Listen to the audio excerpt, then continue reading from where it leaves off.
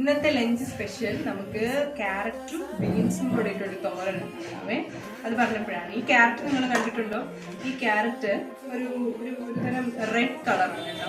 നമ്മുടെ കേരളത്തിൽ അങ്ങനെ ഇത് കണ്ടിട്ടില്ല എന്നാണ് തോന്നുന്നത്. കാരണം എന്ന് വെച്ചാൽ നമ്മുടെ കേരളത്തിൽ കിട്ടുന്നത് മിക്കവാറും ഓറഞ്ച് കളറാണ്, ഇതൊരു റെഡ് കളർ. ഇത് രണ്ടിന്റെ ടേസ്റ്റ് ഒക്കെ ഏതാണ്ട് ഒരുപോലെയാണ്, പക്ഷെ ഇത് പെട്ടെന്ന് വെന്ത് കിട്ടും. മറ്റേ ക്യാരറ്റ് പോലെയല്ല, മറ്റേ ക്യാരറ്റ് കുറച്ച് വേവ് കൂടുതലാണ്, പക്ഷെ ഇതിന് പെട്ടെന്ന് നമുക്ക് വെന്ത് കിട്ടും. പിന്നെ അടുത്ത സ്പെഷ്യൽ എന്ന് വെച്ചാൽ മീനാണ്. മീന് ഇത് എന്ത് മീനാന്നൊന്നും എനിക്കറിയില്ല കേട്ടോ. ഇത് പുഴമീനാണ്.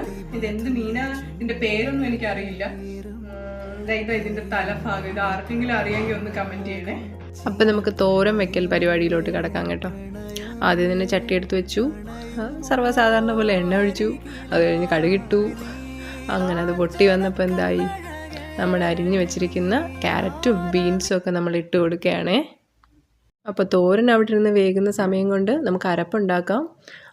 ഒരു മിക്സിയിൽ നമ്മുടെ തേങ്ങയും മഞ്ഞൾപ്പൊടിയും ജീരകവും മുളകും ഒക്കെ ചേർത്തിട്ട് നന്നായിട്ട് ബ്ലെൻഡ് ചെയ്തെടുക്കണം. അപ്പോൾ നമ്മുടെ അരപ്പ് റെഡിയാവും. അപ്പോൾ നമുക്ക് നോക്കാം നമ്മുടെ തോരൻ വെന്തോന്ന് നോക്കാം. അപ്പോൾ ഏതാണ്ടൊക്കെ വെന്തിട്ടുണ്ട്. അപ്പോൾ നമുക്ക് വെന്തതിനെ നമ്മൾ നടുക്കോട്ട് നമ്മുടെ അരപ്പിട്ട് കൊടുക്കുകയാണേ. അപ്പോൾ നമ്മൾ അരപ്പൊക്കെ ഇട്ട് ഇതൊന്ന് മൂടി വെച്ച് കൊടുക്കണം.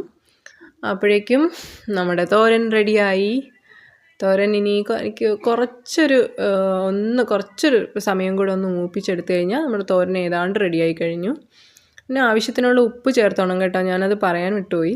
അത് കഴിഞ്ഞ് നമ്മുടെ മീൻകറി ഇതാ ഇങ്ങനെ തിളച്ചുകൊണ്ടിരിക്കുകയാണ്. അതിൻ്റെ വീഡിയോ ഒന്നും എടുക്കാൻ പറ്റിയില്ല, അടുത്തൊരു വീഡിയോയിൽ ഉൾപ്പെടുത്താം. അത് കഴിഞ്ഞ് നമ്മുടെ സ്പെഷ്യൽ ഇതൊക്കെ തന്നെയാണ്.